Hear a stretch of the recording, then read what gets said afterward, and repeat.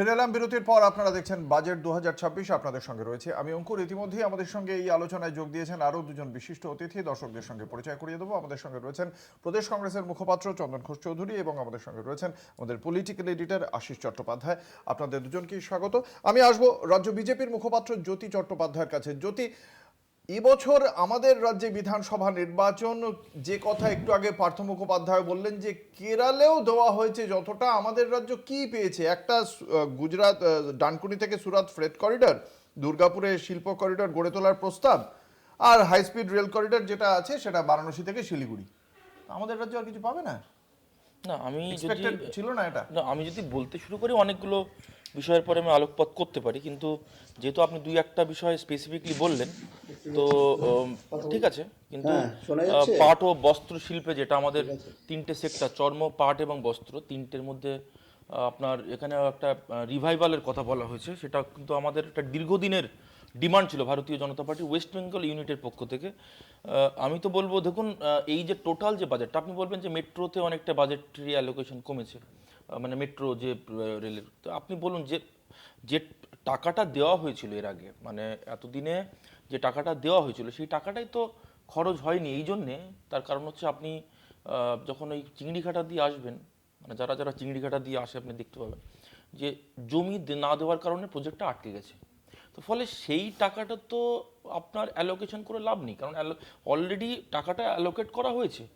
রাজ্য সরকার যে জমি দেয় না, রাজ্য সরকারের অসহযোগিতার কারণে 64টা প্রজেক্ট রেলের বন্ধ রয়েছে, আটকে রয়েছে। এবার আপনি বলবেন যে তাহলে কেন টাকা দেওয়া হয়নি? এই যে দেখুন, মানে এই যে মানে জলটা অনেকে বলবে যে হাফ ফুল, কেউ বলবে যে আপনার পরিপূর্ণ রয়েছে, মানে খালি রয়েছে। তো ঘটনা হচ্ছে other side of the coin. আপনি যদি লক্ষ্য করেন রাজ্য সরকারের এই যে বিপুল পরিমাণ অসহযোগিতা প্রত্যেকটা সেক্টরে, ফলে তার অ্যালোকেশন তো হবে না। এবার আপনি যদি ডাইরেক্টলি বলতে পারেন যে হ্যাঁ কেন অ্যালোকেশন বাড়ায়নি, অ্যালোকেশন বাড়াবে কি করে? তার কারণ হচ্ছে আর জায়গাই নেই। আগামী দিনে ভারতীয় জনতা পার্টির যদি গতবারও বিহারের নির্বাচন দেখে বিহার পেয়ে গেল সব প্রজেক্ট, এবারেও কি প্রজেক্ট পেয়েছে, কি প্রজেক্ট পেয়েছিল বিহার? বিহার একের পর এক রোড প্রজেক্ট পেয়েছে, কিছুই প্রজেক্ট পায়নি। আমি আপনাকে বলে দিচ্ছি। আমি যদি আরেকটা বিষয়, দুটো বিষয় আমি আপনার কাছ থেকে জানবো। একটা হচ্ছে গিয়ে যে একটু আগে আমি সমস্ত অর্থনীতিবিদদের সঙ্গে কথা বললাম, তারা সকলেই বললেন একটি বিষয় তারা একমত, এটা প্রান্তিক মানুষের জন্য বাজেট নয়, তাদের উন্নতির জন্য কিছু করা হয়নি এই বাজেটে। তাদেরকে একটা সুযোগ সামনে থাকবে, তাদেরকে গড়ে উঠতে হবে তাদের নিজ দায়িত্বে, এবং তাদের মাধ্যমে যে অর্থনীতির চাকা ঘুরবে সেই চাহিদা তৈরির জন্য তাদের হাতে যে অর্থ পৌঁছবে সেই ব্যাপারটাও এখানে নেই। আপনি কিভাবে দেখুন, আমি অর্থনীতিবিদ যারা এখানে বক্তব্য রেখেছেন, ওনারা একটা সাইডে, মানে কিছু ক্ষেত্রে ধরুন একটা একটা সাইড বলেছেন, কিন্তু যেটা বলতে ভুলে গেছেন সেটা হচ্ছে যে আমাদের যে ইনডাইরেক্ট ট্যাক্স যে কালেকশনটা, ইনডাইরেক্ট ট্যাক্স কালেকশনটা মূলত কনজামশন, মানুষের ইনকাম এর পরে ডিপেন্ড করে ইনডাইরেক্ট ওয়েতে। আপনি বলবেন আপনি বিস্কুট কিনলেন, সেখান থেকে একটা ট্যাক্স আসে, সেই ট্যাক্সটা হচ্ছে আপনার ইনডাইরেক্ট ট্যাক্স বলে সেটাকে। এবং আপনি যেটা ইনকাম করছেন, যে ট্যাক্স দিচ্ছেন, সেটা হচ্ছে ডাইরেক্ট ট্যাক্স। এই যে ইনডাইরেক্ট ট্যাক্স কালেকশন ওভারঅল কিন্তু বৃদ্ধি পেয়েছে। মানুষের কাছে যদি ইনকাম না আসতো তাহলে ইনডাইরেক্ট ট্যাক্সটা বাড়তো না, প্রায় দ্বিগুণ বৃদ্ধি পেয়েছে এই কংগ্রেসের সময়। মানে চন্দনদা নিশ্চয়ই এই বাজেট সম্বন্ধে প্রশংসা করবেন বলে আমি আশা করি না, কিন্তু চন্দনদাদের সময়ে যার ইনডাইরেক্ট ট্যাক্স কালেকশন ছিল তার প্রায় 2.5 গুণ বৃদ্ধি পেয়েছে। এটা গেল এক। দ্বিতীয় বিষয় হচ্ছে এই সরকার যে গরিবের সরকার, যে কারণের জন্য গরিবরাই কিন্তু ভারতীয় জনতা পার্টি কাজকিরবাদ করে। আপনি জানেন যে 80 কোটি মানুষকে বিনামূল্যে যে রেশন দেওয়া হচ্ছে, পিএম কিষাণের মাধ্যমে কিষাণদেরকে, মানে কৃষকদেরকে 6,000 টাকা করে দেওয়া হচ্ছে। আয়ুষ্মান ভারতে আপনার বিনামূল্যে চিকিৎসার ব্যবস্থা করা হয়েছে, ট্যাক্স রিলিফ করা হয়েছে, এবং সবথেকে বড় জিনিস হচ্ছে ইনডাইরেক্ট ট্যাক্স, যেটা মেনলি জিএসটি, সেটার একটা সংস্কার করা হয়েছে, যেখানে দাঁড়িয়ে মানুষের আউট অফ পকেট যে দাবি করা হচ্ছে বিজেপির পক্ষ থেকে বা কেন্দ্রীয় অর্থমন্ত্রীর পক্ষ থেকে, সে বিষয়ে বাকিরা কিভাবে দেখছেন? আমরা এর আগে কংগ্রেসের বক্তব্য শুনিয়েছি, আমাদের সঙ্গে ইতিমধ্যেই যোগ দিয়েছেন আমাদের এই আলোচনায় আরও একজন বিশিষ্ট অর্থনীতিবিদ অজিতাভ রায়চৌধুরী। আপনাকে স্বাগত জানাই কলকাতা টিভির পক্ষ থেকে। অজিতাভ, আপনি শুনলেন রাজ্য বিজেপির মুখপাত্রের বক্তব্য, এবং তার পাশাপাশি আপনি অবশ্যই বাজেট প্রস্তাবও শুনেছেন কেন্দ্রীয় অর্থমন্ত্রীর। কিভাবে দেখছেন সার্বিকভাবে এই বাজেট? সাধারণ মানুষ, সাধারণ মধ্যবিত্ত বা প্রান্তিক মানুষ, তাদের জন্য এই বাজেট কতটা তাদের পাশে দাঁড়ালো আপনি কি মনে করেন? দেখুন, বাজেটটা যদি দেখি তাহলে উনি তো তিনটে কর্তব্য এবং তারপরে 7টা জিনিসের কথা বলেছেন। তা যেভাবে হয় অন্য বাজেটেও ছিল, এই বাজেটেও পরিষ্কারভাবে কর্তব্যের মধ্যে সবাই আছে। আমি যদি প্রান্তিক মানুষ বলি, আমি যদি পিছিয়ে পড়া অংশ বলি, আমি যদি মহিলাদের বলি, আমি যদি অন্যান্য বিভিন্ন অংশের কথা বলি, সবই আছে কর্তব্যের মধ্যে। কিন্তু মোদ্দা কথা যেটা, সেটা হচ্ছে যে আজকে আমাদের তো আসল কথা হচ্ছে সাধারণ মানুষ যাতে ভালো থাকে। একটা বাজেটেই ভালো থাকবেন তা না, কিন্তু ওনার প্রস্তাবে অনেক কিছু আছে 5 বছর ধরে তার অ্যালোকেশন হয়েছে।